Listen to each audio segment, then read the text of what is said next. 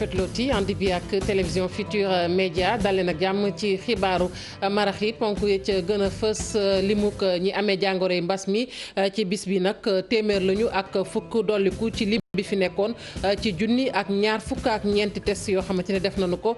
fukk ak ñaar di ay cas communautaire fukk ak ñeent nag sonn lool ñeent fukk ak ñaar ñoo ci ñàkk seen bakkan bi yëf yi tàmbalee ba tey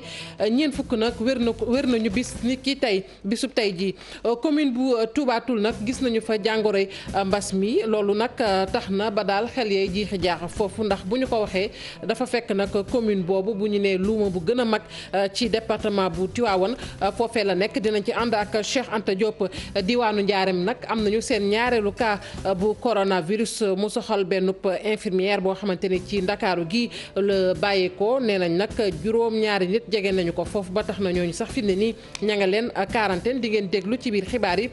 médecin chef bu Njaareem bëccëg bi ñu jagleel la xeex nag cigarette tey lañu ko màggal ci dibeer ji dinañ yegg nag ba diwaanu Ndar ak sunu naataangoo ba nu fa toogal ci fàttali lu toll ci juróom-ñetti million ci doomu aadama daanu loru ci cigarette at mu ne ci àdduna wërngal këpp ñu ne nag ñooñee tey bu ñu leen jëlee ak jàngoro yi mbas mi naam sax exposé wuñu waaye nañu bàyyi xel ci feebar yi nga xamante ni mën na leen a laal muy toxkatu cigarette yi mbokk yi ponk yaa ngi nii bu ngeen taaxirloo tuuti ñu faram fàccee xibaar yi.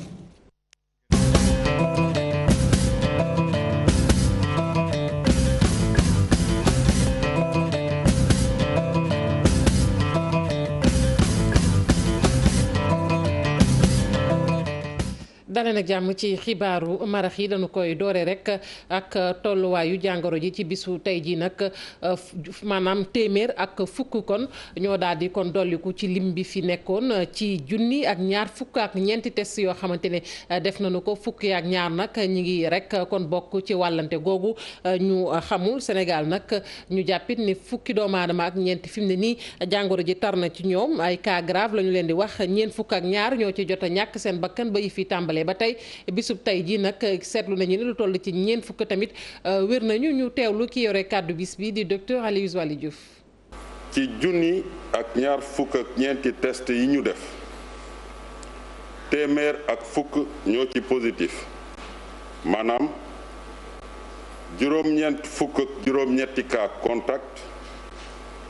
fukk ak ñaari cas communautaire ñeent ci Grand Yoff ñaar ci Géejawaay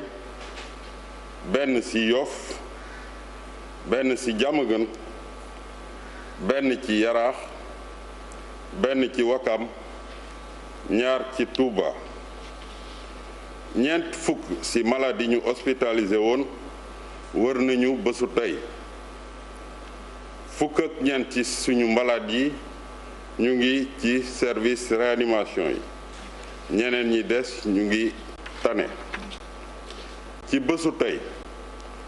dalee ko ci cas bi nga xam ne moom la Sénégal njëkk a am woññi nañu ñetti junni ak juróom benn téeméer ak ñeent fukk ak juróomi cas junni ak juróom-ñetti téeméer ak benn wër nañ ci ñeent fukk ak ñaar ñàkk ci seen bakkan mu des junni ak juróom-ñetti téeméer ak benn ci suñu hôpitaux yi. commune bu Touba Toul ñoom it jot nañu ci mbas mi gannaaw nag ab cas bu ñu fa nemmeeku loolu indi na jeexi jaaxa ca commune boobu ndax tey bu ñu jëlee luuma bu gën a mag ci département bu Tivaouane foofee la féete Cheikh Anta Diop ak Seylatir ci leeral. jaar nañu Guéréo ñëw nañ fii tey ci centre bi xamante ne mooy le camp militaire d'entraînement de Thiès. ñu fekk fii équipe yu xarañ équipe yoo xamante ne wax dëgg yàlla seen taxawaay rafetlu nañ ko professeur Sidi Diop jiite ko ànd ak lieutenant-colonel Dieng. préfet bi ànd ak waa direction bu environnement service bu commerce ak ay takk der di wër marché yi nekk fii ci diwaanu Thiès ngir xool nag ndax sachet plastique yi nga xamante ñu ngi ko doon tere bàyyi nañ ko wala déet. njàqare am fii ci dëkk bii di Touba Toul ginnaaw bi ñu fi fësalee na am na kenn ku fi am doomu jàngoro ji di coronavirus infirmier chef de poste bu Touba Toul di ko dëggal. ñu ci benn cas muy cas bu njëkk ci district Khombole mu nekk commune Touba Toul plus précisément village Kër Madia. ñu gis ne nag Touba Toul fii de marché bu luuma bi gën a mag ci département bu Thiès de fii la nekk ci dëkk bi jaaykat yi daañu jóge fu nekk ci réew mi ba tax na waa service d'hygiène bu Thiès ànd ci ak sous-brigade bu Khombole ak kilifa yi nekk ci bopp moomeel bi fii ci Touba Toul dugg ci marché bi ngir gën a ñaax askan wi ñuy takk masque di raxasoog ndox ak saabu ngir fexe nag ba jàngoro ji man fee yam. loolu moo tax ñu ñëw fii tey jàppale waa sous-brigade bu Khombole si maanaam sensibilisation boobu donc sensibilisation dafa am solo surtout si luuma nga xam ne dafa nekk bërëb boo xam ne nit ñi dañ fiy daje bërëb boo xam ne dañ fay daje am na ay chance que maanaam xeetu feebar boobu law foofu. boo xoolee si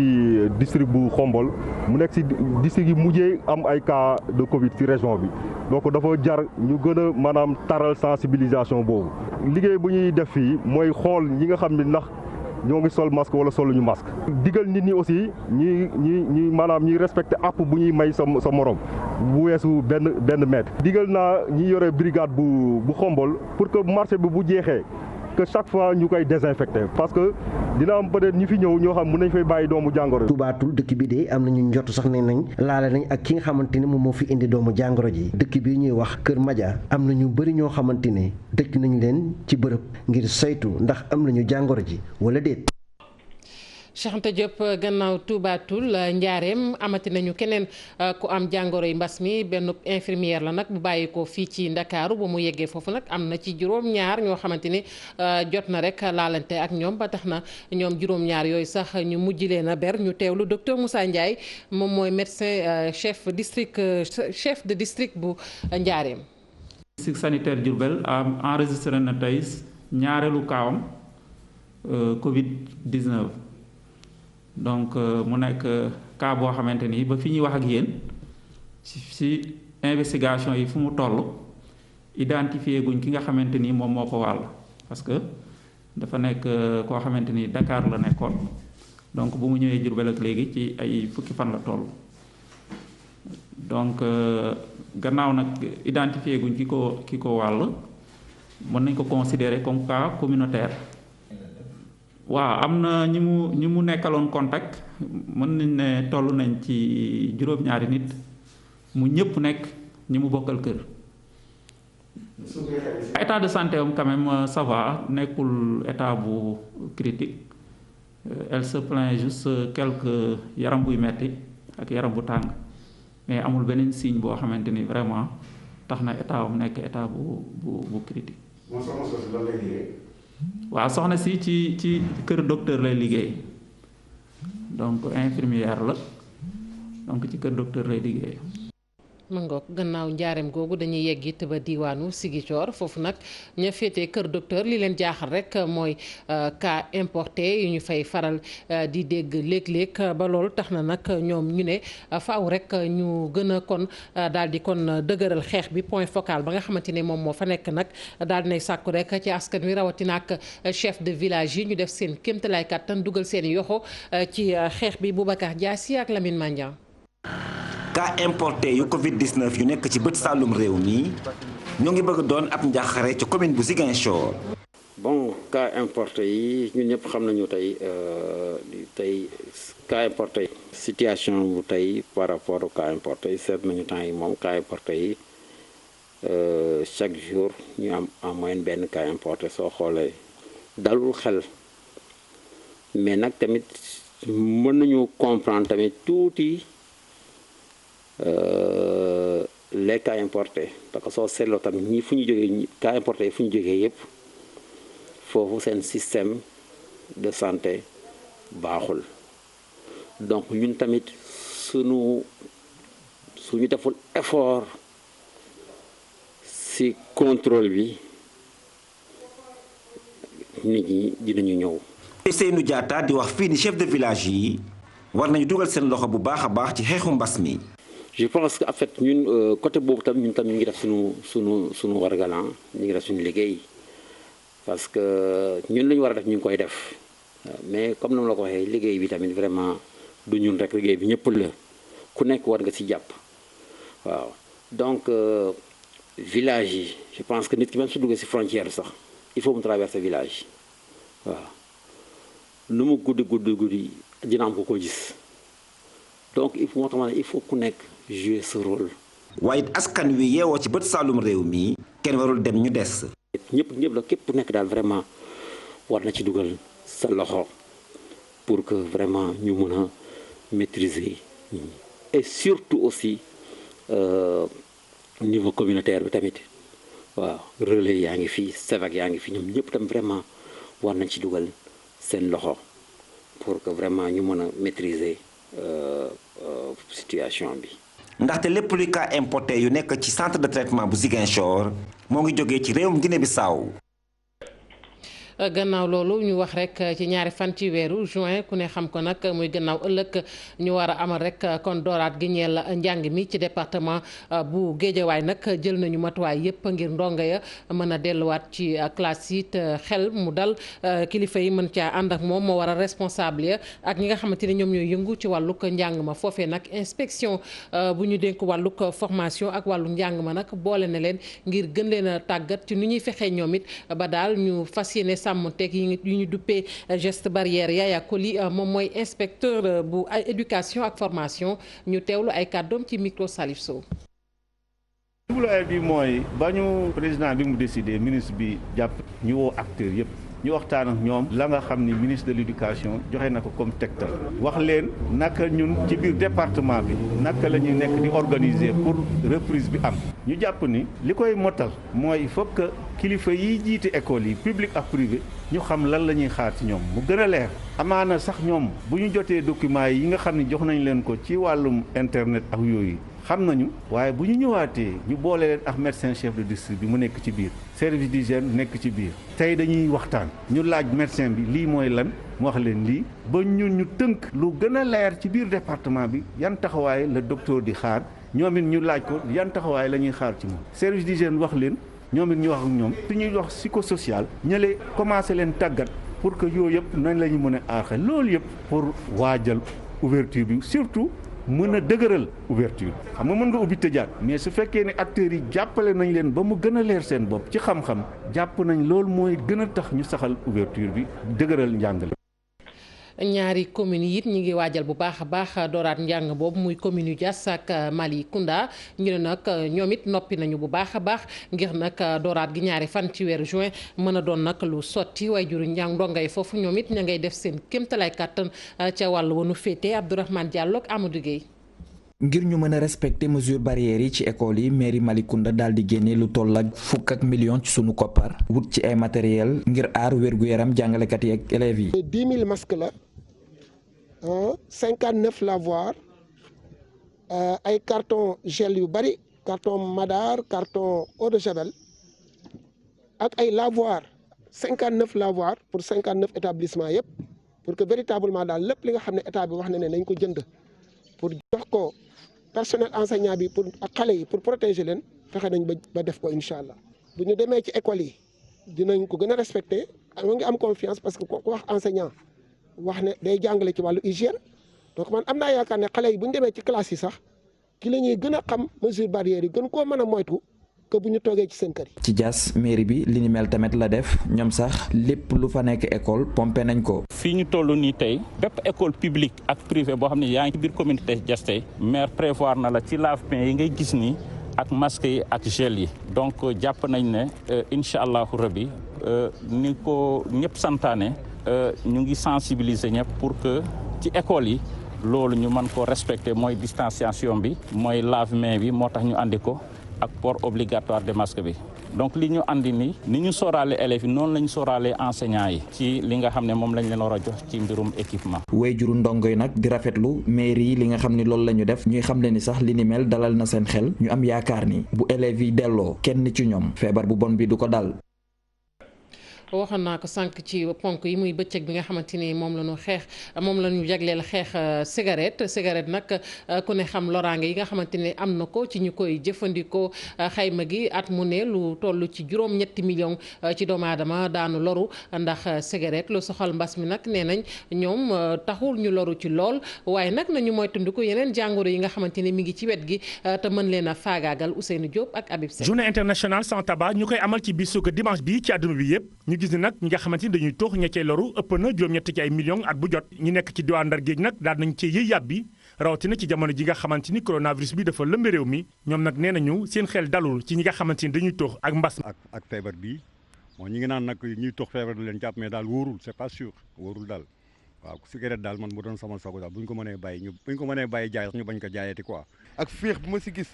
ak mën nelaw ak lekk ak repos bi ma am nii aw ma ko woon vraiment tux amul benn intérêt li corona bi dana rey mais cigarette li muy rey par année si li ñuy dégg say information ku ko dégg sa war nga tiit. Samba Niang pneumologue la nekk ci hôpital régional bu Ndar nee na naam ñi nga xamante ni sax dañuy tux feebar bi yabu leen lool waaye nag ma ngi leen di dànkaafu. coronavirus ak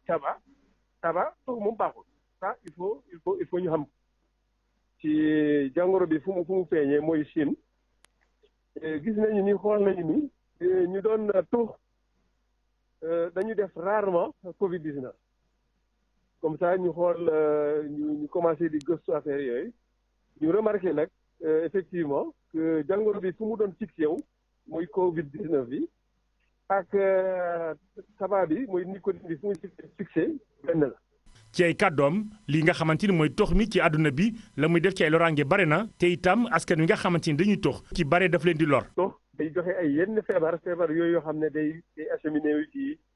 nooy bu jafe donc insuffisance respiratoire chronique waaw boo deful yooyu rek su fekkee tox bi dafa yàgg mun nga def cancer yooyu ay maladie boo xam ne boo defee coronavirus ci maladie yooyu mun na nekk lu très très grave. journée internationale sans tabac ñu koy amal ci jamono joo xamante ni mbas mi dafa lëmbi réew mi ñi nga xamante ni nag dañuy tox nee nañu bu doon seen sago seeni morom yi dakkal lu ni mel ndaxte coronavirus ak li di tox moom àndul. ñu koy jaajëfal bu baax a baax Ousseynou Diop ñu àddu jëmale ci liggéey ba soxal nag Kër Momar Sarr numéro 3 jafe-jafe yi ñu ca doon wax nag bu yeboo ñu xam ni taxu ko am solo naam sax mbas mi bari na lu muy gàllankoor waaye mu mel ni ñi nga xamante ne ñoom la ñu dénk liggéey bi nag ña ngay def seen kéemtalaay kàttan directeur général nag bu SONES di Charles Fall gannaaw loolu tamit wax na fi tolluwaayu liggéey bi leneen li mu àddu wax mooy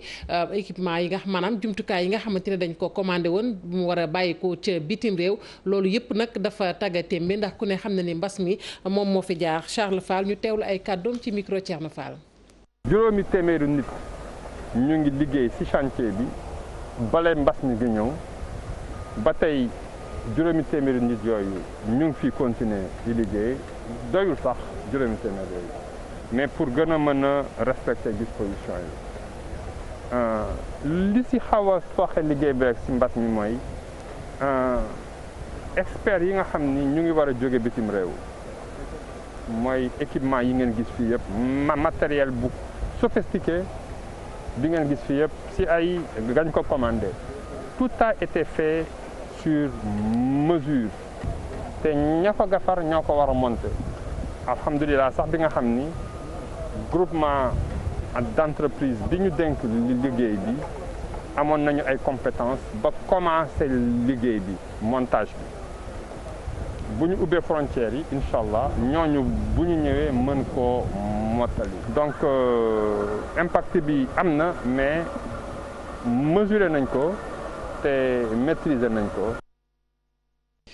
baykat yi féete ca diwaanu Kolda ña ngay wooteek wàllu ndax diwaan boobu ku ne xam na ni bu ñu nee nawet tamit léeg-léeg taw ba du ko tax a am solo li ci gën a yéeme mooy jamonoy mbas mi ñu ne nag xamuñu seenub ëllëg lan la amuñu benn financement boo xamante ne mën naa tax ñu woyal seenub liggéey ay acteurs yu yëngu ci wàllu koom noppi nañu ngir gunge leen bu baax a baax ci seenub liggéey Abdoulaye Diallo ci diwaanu Kolda. mbas mi laal leen lool ak mu tombeek ñu nekk ci lu tubaab duppee période de soudure maanaam amatuñu dara li njaboot bi war a dundee béykat yu diwaanu Kolda ñoo yelool ab ndimbal ci jamono ji ñuy waajal nawetu ren bi ca anam yi ni mel la Vol de Vision daal di baaxee ay béykat yu diwaanu Kolda ab ndimbal jaarale ko ci li ñu duppee cash. projet bi dafa jóg pour dimbale njaboot ci néew doole ci région wu Kolda mooy maanaam département Kolda département Médina Yoro Foulah ak département Vélingara mooy maanaam dañuy joxe de 5000 francs à 40 000 francs bu kër gi ëppee juróom-ñetti nit ci juróom-ñetti nit yi la ñuy yem dina am ba ñetti yoon mooy maanaam niñ ko tàmbalee yoon bi dinañ ko tàmbaliwaat ñaareelu yoon tàmbali ko ñetteelu yoon beneen fannu projet bi fu muy doxee mooy dañuy joxe farine bu ñu dooleel. mu nekk ndimbal loo xam ne aussi certes dafa newoon avant Covid-19 bi parce que dafa newoon ci contexte su hivernage bi ak taw bi ni mu amee woon ay jafe-jafe. waaye fi ñu toll nii dina gën a jàppale nit ñi ci situation bi ñu nekk parce que amoon na déficit pluviométrique mais li ci yokk mooy Covid-19 bi nga xam ne activité yu bari daf ko taxawal donc ci loolu gis nañu temps yi état joxe na ay kit yoo xam ne valeur bi 66 000 la boole kaak bourse de sécurité yi donc lii bu ñëwee dañ gën a dëgëral ndimbal bi jëm ci askan bi. bile cash moo ngi yegsi ci ñi ko yellool ci jamono mbas mu tombeek ñàkk koppar yi ñu daan jot ngir sóobu ci mbéy mi. borom kër nag moom dugub su amee dugub lay kii parce que gerte yi moom basaade neen ko lekk neen xaalis ba jeex na léegi nag borom kër gu ci ba amul dund su yàlla defee nga am lii yaakaar naa ne am na loo dundee donc lii am na njëriñ lool projet bi ñu ngi leen ay sant di leen gërëm am na njëriñ lool ci réew mi. ñu bëri ci bénéficiaires yi ak li ñu jot ci bile ndimbal jot nañ ci jënd ay dund pour seeni njaboot. ñu koy jaajëfal Abdoulaye Diallo ñu wax ci amical bi ëmb ñi yeewoo fële ca HLM 5 nag ñoom tey dañoo taxaw rek ngir fexe ba setal goo xamante ni jëm na ci xeex wàllug mbas mi moo waral nag kon bëccëg bi ñu jagleel ko lépp luy mbalit ci seen gox boobu ñu fexe nag daal di koy dindi ba mu set wecc ñu teewlu Babacar Ndiaye moom moo wax ci seen tur ci micro Amadou Ba. C'est dans le cadre du coronavirus parce que tey coronavirus moo ñu poussé pour ñu def lii. pour set bi parce que tey jii ay yoo ay gunóor lu nekk ngay gis fii bu tawee fii moom c'est le désordre total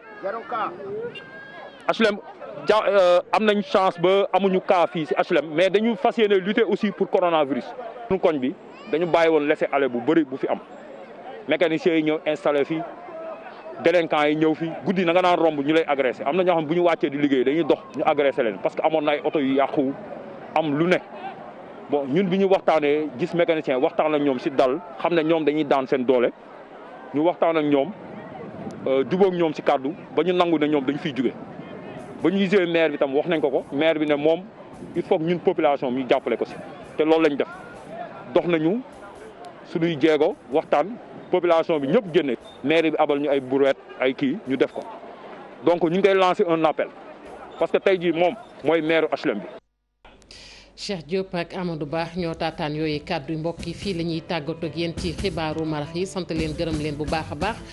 gërëm it ñi féete woon ci machine bi ci kanam tuuti 20h xibaar yi ci nasaraan di ngeen ci ànd ak Cheikh Tidiane Diaw.